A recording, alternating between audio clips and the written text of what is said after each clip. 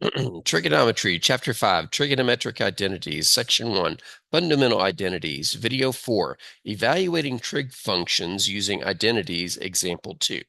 The series is based on content from Pearson's Trigonometry 12th edition by Lial, Hornsby, Schneider, and Daniels. In the previous video, we did the first example, so let's get right into the next example. 1 second, having some Zoom issues. There we go.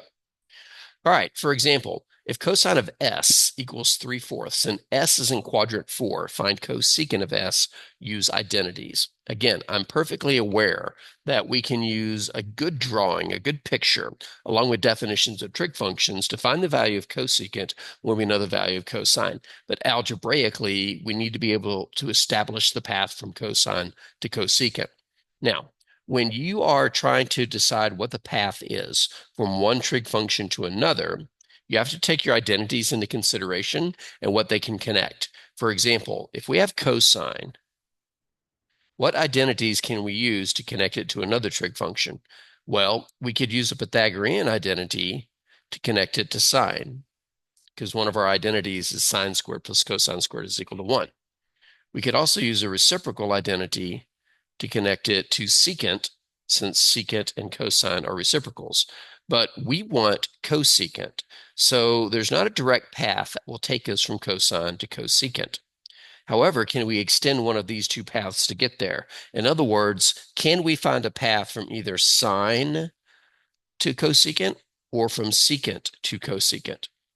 And the answer is the easier path is from sine to cosecant, because from sine to cosecant is a reciprocal identity. So in this case, to get from cosine to cosecant, we will not need one identity, but rather we will need two. Let me erase some of this. There we go. So the path that we're going to take is we're going to use the Pythagorean identity to connect cosine and sine, and hence find the value of sine, and then use a reciprocal identity to find the value of cosecant.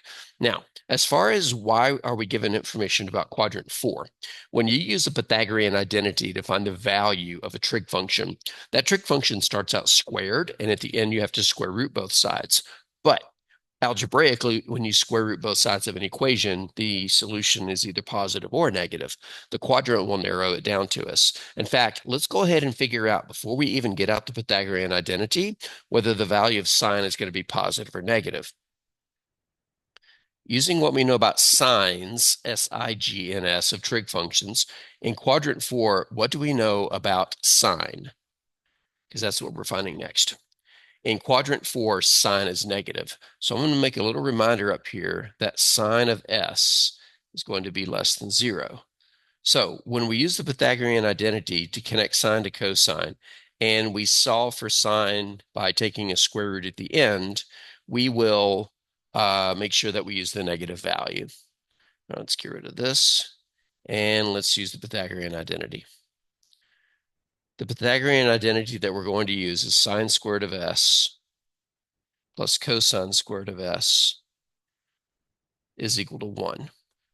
Since we're told the value of cosine of S is 3/4, this becomes sine squared of S plus 3/4 squared is equal to 1. I'll be honest, I miss doing videos like this instead of typing everything up in advance in PowerPoint. I think future videos will be more along the lines of this. But I digress. 3/4 squared is 9/16. So we have sine squared of S plus 9/16 is equal to 1. And then when we subtract 9/16 from both sides, we can rewrite 1 as 16/16. And then 16 minus 9 is 7. So we have sine squared of S equals 7/16. And then when we take the square root of that, we get sine of S technically equals plus or minus the square root of 7/16. But we're in quadrant 4 where sine is negative, so we know we want the value to be negative. And we can split the square root up, leave it over the 7, and on the bottom, the square root of 16 is 4. Now, that doesn't conclude the problem because we were asked to find cosecant. Cosecant is simply the reciprocal. 1 second.